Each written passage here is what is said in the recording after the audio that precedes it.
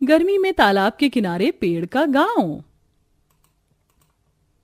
ये क्या, घर में तो पानी ही नहीं है, अब मैं खाना कैसे बनाऊंगी? तुम खाना बनाने के लिए कह रही हो? अरे मैं तो सुबह से नहाई भी नहीं हूँ। ये सोनम और शीला कब से बाल्टी लेकर गए हुए हैं कुएं पर पानी भरने के लिए, लेकिन अभी तक आई नहीं है। गर्मी ही इतनी है कि कुएं पर 24 घंटे औरतों की भीड़ लगी होती है पानी भरने के लिए, जरूर उसी भीड़ में फंसी होंगी। तारा, मेघा और तन्वी तीनों सोनम और शीला के आने का इंतजार करती हैं। थोड़ी देर में सोनम और शीला पानी की आधी आधी बाल्टी भरकर घर आती हैं, जिसे देख तुम दोनों 2 घंटे की निकली हुई हो और इतनी देर में सिर्फ आधी आधी पानी की बाल्टी भर कर लेकर आई हो। और इसमें हम पियेंगे या फिर खाना बनाएंगे और घर का काम कैसे करेंगे हम? वैसे भी अभी तक कोई नहाया भी नहीं है। हमारी बात का यकीन नहीं होता है ना तो कुएं पर जाकर देख लो। अरे कई कई औरतों को तो पानी ही नहीं मिला, हम तो बड़ी मुश्किल से ये बाल्टी का पानी भर कर लेकर आई हैं। और नहीं तो क्या, गर्मी से सबका ही बुरा हाल है। गांव में पानी की तो इतनी किल्लत है कि पूछो मत। इसका मतलब मैं आज भी नहीं नहा पाऊंगी। ना जाने ये पानी का टैंकर वाला भी कब आएगा, 2 दिन हो गए इसे आए हुए। शायद कल आ जाए। कल सुबह हम सबको जल्दी उठना पड़ेगा, तभी टैंकर वाले से पानी भर पाएंगे।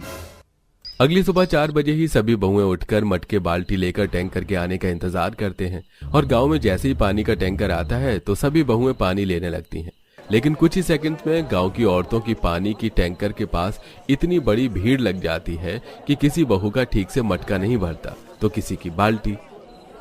जब से ये गर्मी का मौसम शुरू हुआ है तब से एक एक बूंद को तरस गए हम पानी की। आखिरकार कब तक इस पानी की किल्लत रहेगी? पूरे गांव में कुएं का पानी भी आधे से ज्यादा कम हो गया है और ना ही हमारे गांव में कोई तालाब नदी है। इस गर्मी के मौसम में गर्मी नहीं, हम गरीब लोगों की मौत आती है, मौत। सभी बहुएं उदास होकर घर जाती हैं और उस थोड़े पानी को ही बचाकर अपना गुजारा चलाती हैं। गर्मी के चलते गांव में सभी का बुरा हाल था। कहीं कोई पानी के लिए तरस रहा था तो कोई गर्मी से ही परेशान था। रात में भी गर्मी से सब परेशान है। कब खत्म होगा ये गर्मी का मौसम? अभी तो 3-4 महीने पड़े हैं भैया, जब तक तो ऐसे ही गुजारा करना होगा।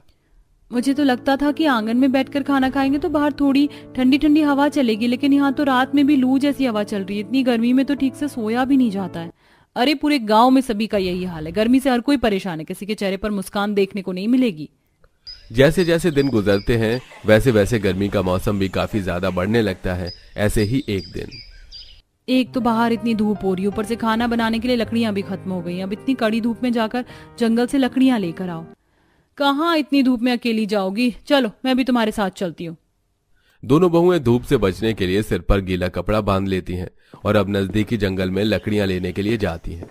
दोनों बहुएं जंगल से लकड़ियां चुन ही रही थीं कि तभी उन्हें वहां एक छोटा सा खरगोश दिखता है। मेघा देखो ना कितना प्यारा छोटा सा खरगोश है, क्यों ना हम इसे अपने साथ ले जाएं। पता है मुझे बचपन से खरगोश पालने का बड़ा शौक रहा है। बाकी लोगों को भी खरगोश काफी ज्यादा पसंद आएगा। चलो इसे पकड़ते हैं। मेघा और तारा जैसे ही उस खरगोश को पकड़ने के लिए उसके करीब जाती हैं कि तभी वो खरगोश इधर उधर भागने लगता है, जिसके चलते तारा और मेघा को भी उस खरगोश के पीछे भागना पड़ता है। उस खरगोश का पीछा करते करते तारा मेघा जंगल में थोड़ा आगे निकल जाती हैं।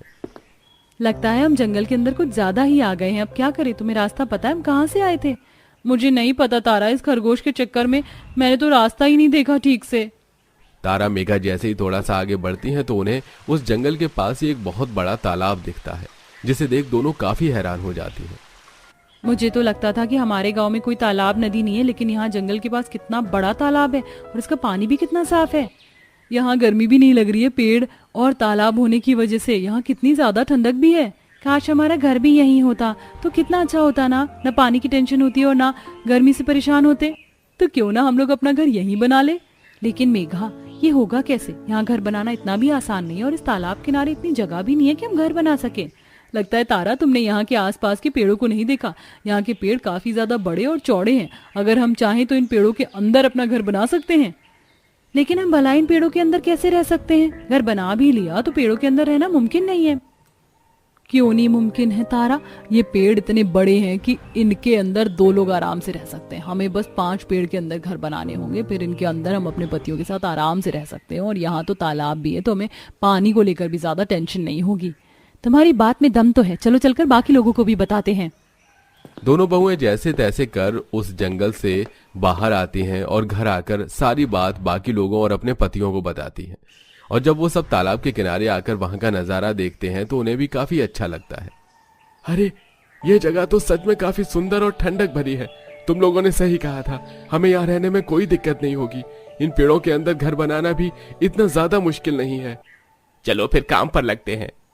अब सभी पति कुल्हाड़ी की मदद से उन बड़े बड़े पेड़ों के अंदर छेद करने लगते हैं, तो वहीं उनकी पत्नियां भी इसमें उनकी काफी मदद करती हैं। पेड़ अच्छे से छेद कर सारे छोटे मोटे लकड़ी के टुकड़े बहुएं हटाकर लकड़ी पेड़ के अंदर चादर और अपना छोटा मोटा जरूरत का सामान रख लेती हैं। और अब पांचों बहुओं के पास उनका खुद का तालाब किनारे पेड़ घर होता है। तालाब किनारे रहने की वजह से उनके पानी के काम भी आसानी से हो जाते हैं। कितने समय के बाद मुझे सुकून की नींद आई। मैं तो आराम से सो रही थी रात में। कपड़े बर्तन धोने में भी कितनी दिक्कत होती थी, लेकिन देखो अब हम हाथों हाथ अपने सारे काम कर सकते हैं। अब जल्दी से काम करते हैं, तालाब में जाकर नहाएंगे भी। पांचों बहुएं जल्दी से अपने छोटे मोटे काम निपटा लेती हैं और तालाब के ठंडे पानी के अंदर जाकर काफी ज्यादा मस्ती करती हैं। और ऐसे ही कुछ दिन गुजर जाते हैं। तारा और सोनम जंगल से निकलकर गांव में राशन के लिए जाती हैं। तभी वहां उन्हें गांव में रहने वाली उनकी पड़ोसन शांति मिलती है। अरे शांति, कैसी हो तुम? और ये क्या, इतनी परेशान क्यों हो? कुछ हुआ है क्या? तुम लोग तो जानती हो कि गांव में कितनी ज्यादा गर्मी पड़ रही है और पानी को लेकर भी कितनी किल्लत रहती है। मेरी और माँ जी की तबीयत गर्मी के चलते काफी ज्यादा खराब है। डॉक्टर कह रहे हैं अगर ऐसा ही रहा तो उन्हें शांति, ऐसा मत करो, उन्हें कुछ नहीं होगा। हमारे पास एक ऐसी जगह है जहाँ काफी ज्यादा ठंडक है और पानी की कोई परेशानी भी नहीं है। तुम सच कह रही हो? सच में कोई ऐसी जगह है? मुझे वहां ले चलो ना। सोनम और तारा शांति को उसी तालाब किनारे वाली जगह में ले जाते हैं। शांति जब वहां का ठंडा माहौल, तालाब और पांचों बहू का पेड़ के घर के अंदर देखती हैं तो वो काफी ज्यादा खुश होती हैं। इन पांचों बहुओं ने तो गर्मी से छुटकारा पा लिया था, लेकिन गांव में कई ऐसे परिवार थे जो अभी गर्मी से जूझ रहे थे, जिसके चलते सभी बहुएं अब गांव वालों को अपनी जगह के बारे में बताती हैं और अब गांव के लोग और सरपंच उस तालाब किनारे आते हैं। अरे तुम लोगों ने तो काफी अच्छी जगह ढूंढ निकाली है। मैं इतने सालों से इस गांव में रह रहा हूँ और मुझे इस जगह के बारे में कुछ भी नहीं पता, लेकिन हम सब एक साथ यहाँ घर बनाकर रह सकते हैं।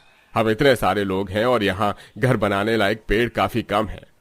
जरूरी नहीं है कि पेड़ों के अंदर ही रहें। कुछ लोग पेड़ों के अंदर रहेंगे तो कुछ लोग पेड़ों के ऊपर घर बना लेंगे। पांचों बहू के चलते अब पूरे गांव वालों को भी जल्द ही गर्मी से छुटकारा मिलने वाला था। अगले दिन से ही सभी गांव के लोग पेड़ों के अंदर और पेड़ों के ऊपर घर बनाना शुरू कर देते हैं, जिसमें बहुएं और उनके पति भी काफी मदद करते हैं।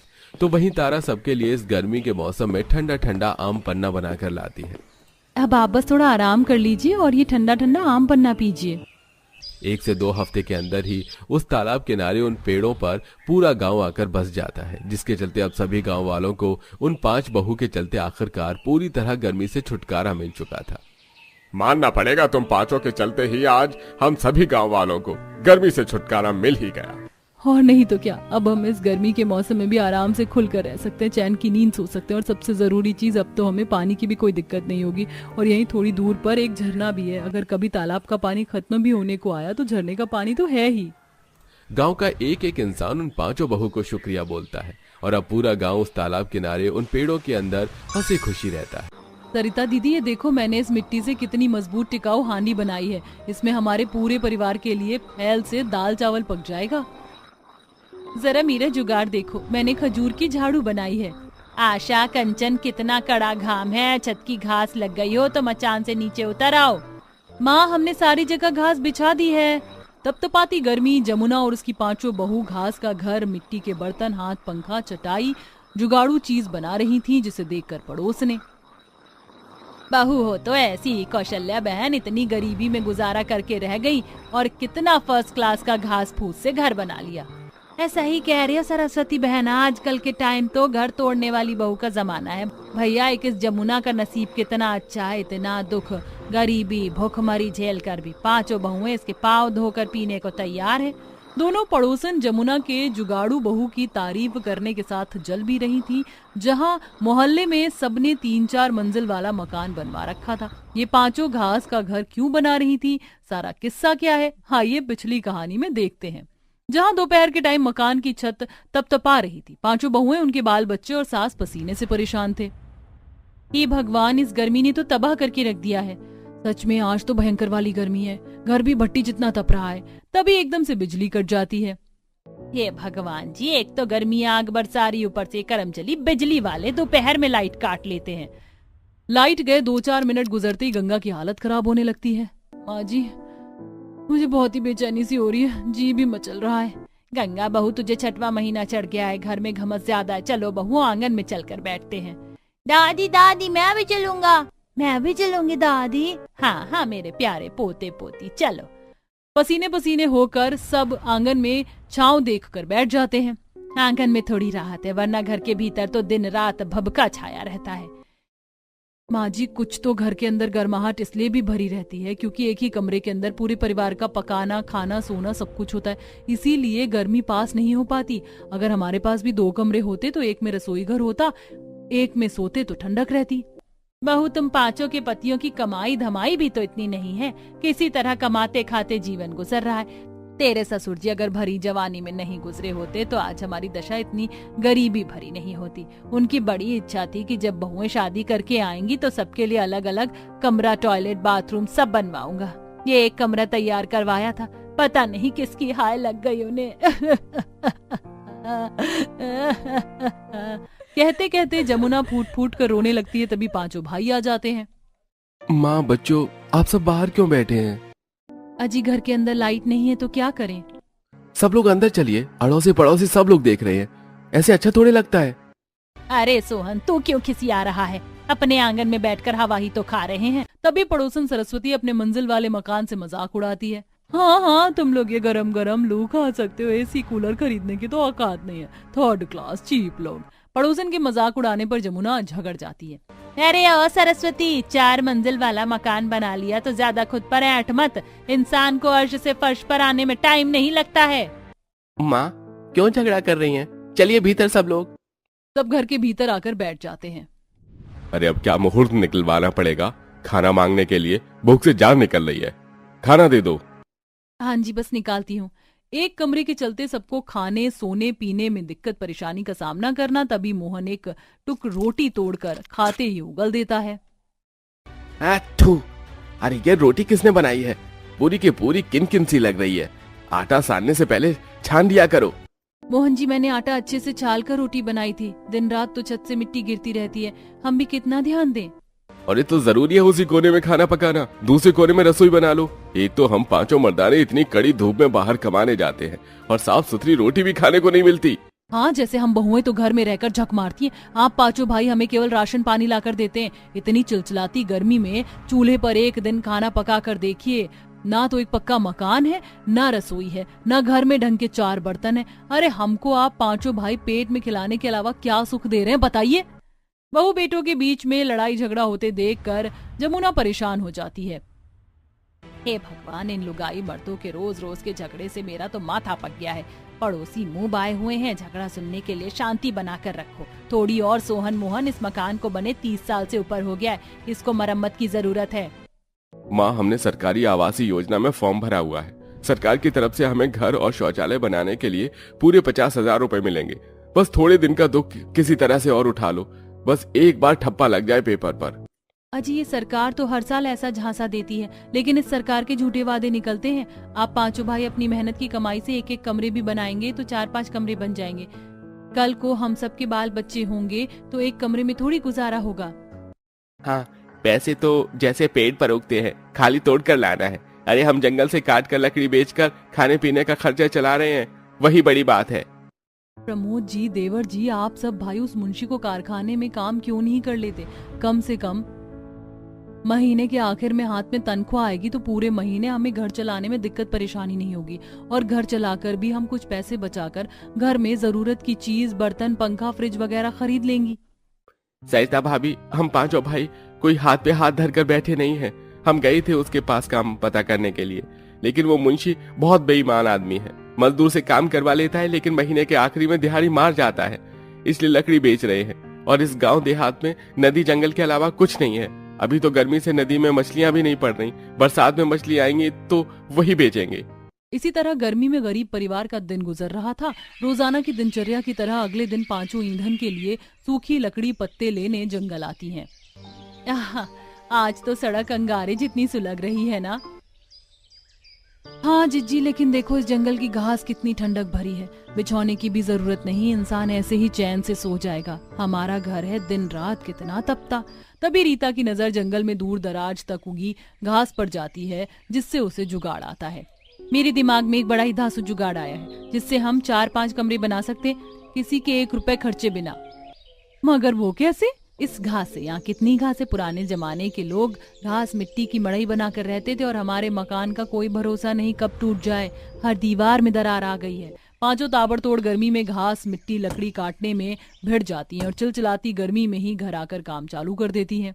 मैंने गड़ी मिट्टी से दीवार लीपती हूँ, फिर तुम घास चिपकाती जाना।